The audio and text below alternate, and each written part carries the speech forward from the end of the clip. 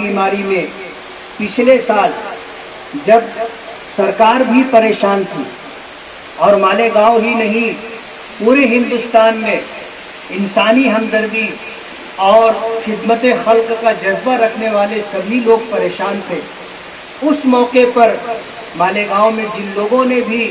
مالیگاؤں کے غریب لوگوں کی خدمت کی، یہاں سے 700 کلومیٹر دور رہنے والے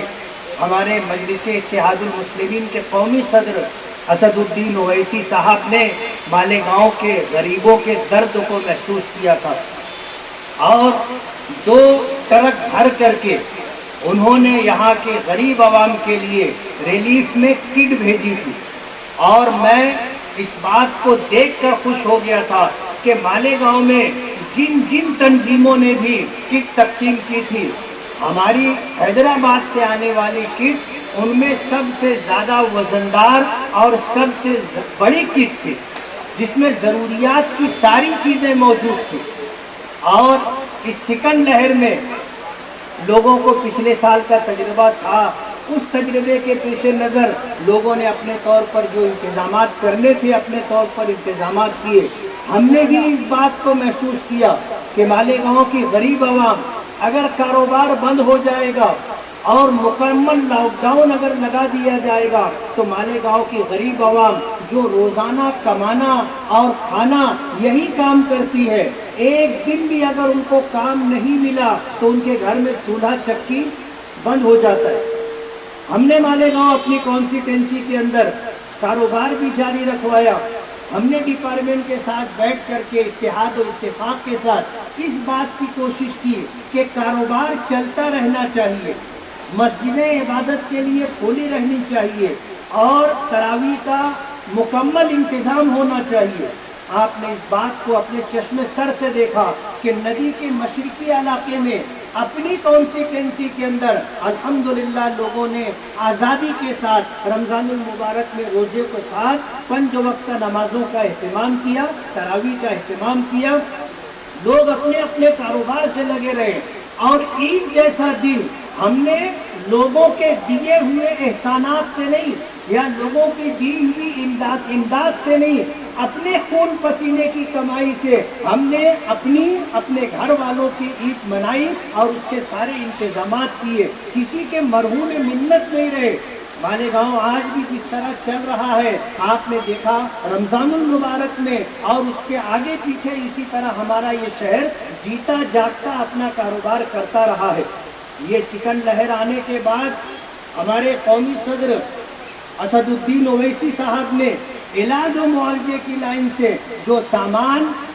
اورنگ آباد کے لیے، مالیگاؤں کے لیے، دھولیے کے لیے بھیجا ہے وہ آج ہمارے سامنے ہے۔ اسٹیج پر وینٹیلیٹر، کانسنٹریٹر مشین اور اس میں جتنے لوازمات ہیں اسی کے ساتھ دوائیں، یہ ساری چیزیں انہوں نے بھیجی۔ ظاہر بات ہے انہوں نے اس بات کا اسٹیج سے اعلان کیا تھا کہ مالیگاؤں شہر آپ مجلس اتحاد المسلمین کے نمائندے کو چن کر کے دیں اور اسمبلی تک پہنچائیں۔ مالیگاؤں کو میں اپنا شہر سمجھوں گا اور مالیگاؤں کی ضروریات کے لیے میں ہمہ وقت تیار رہوں گا، اور اس بات کا وعدہ کیا تھا کہ مالیگاؤں شہر کے اندر ہر 2-4 مہینے پر میرا آنا رہے گا، لیکن لاک ڈاؤن کی وجہ سے اور اسی طرح کورونا وبائی بیماری کی وجہ سے آج اس وعدے کو وہ پورا نہیں کر سکے۔ یہ مجبوری تھی، اور ان کی ہی نہیں، آج ہندوستان میں تمام لوگوں کی مجبوری ہے۔ ہمارا یہ شہر چل رہا ہے تو ہمیں لاک ڈاؤن کا پتہ نہیں ہے، آپ ندی کے اس طرف چلے جائیں تو آپ کو پتہ چلے گا لاک ڈاؤن کس کو کہتے ہیں۔ بڑا کام ہوگا، اور ہمیں امید ہے کہ جتنی طاقت کے ساتھ اور جتنی مضبوطی کے ساتھ ہمارے اسد الدین اویسی صاحب اور امتیاز جلیل صاحب پارلیمنٹ میں ہندوستان میں بسنے والی اقلیتوں کے لیے اور خاص طور پر مسلمانوں کے لیے نمائندگی کرتے ہیں، بھرپور طاقت کے ساتھ آواز اٹھاتے ہیں۔ کام کے سلسلے میں بھی اسی طرح ان کا طریقہ کار ہے۔ مالیگاؤں کے لیے، مالیگاؤں کی عوام کے لیے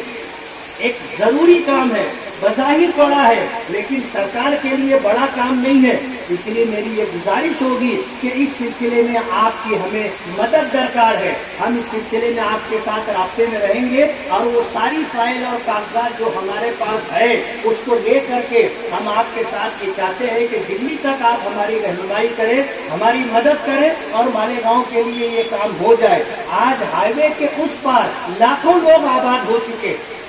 उन लोगों के लिए जो है रोड क्रॉस करना अपनी जान हथेली पर लेकर के चलने के मुतरादिफ है। मैं मालेगांव की तरफ से हमारे कौमी सदर शेर हिंदुस्तान सैयद असदुद्दीन ओवैसी साहब का और उनकी जिम्मेदारी को पूरा करते हुए और वेंटिलेटर और कॉन्स्टिट्यूशन मशीन और दीगर सामान के साथ हमारे इम्तियाज जलील साहब मालेगांव तशरीफ लाए हैं। मैं दिल की गहराइयों से उनका शुक्रगुजार हूँ और इम्तियाज जलील साहब के तवज्जुह से हम ये चाहेंगे कि हमारे इन शुक्रगुजारी के जज्बात को आप हमारे कौमी सदर तक पहुँचाए। आज इस प्रोग्राम के अंदर आपने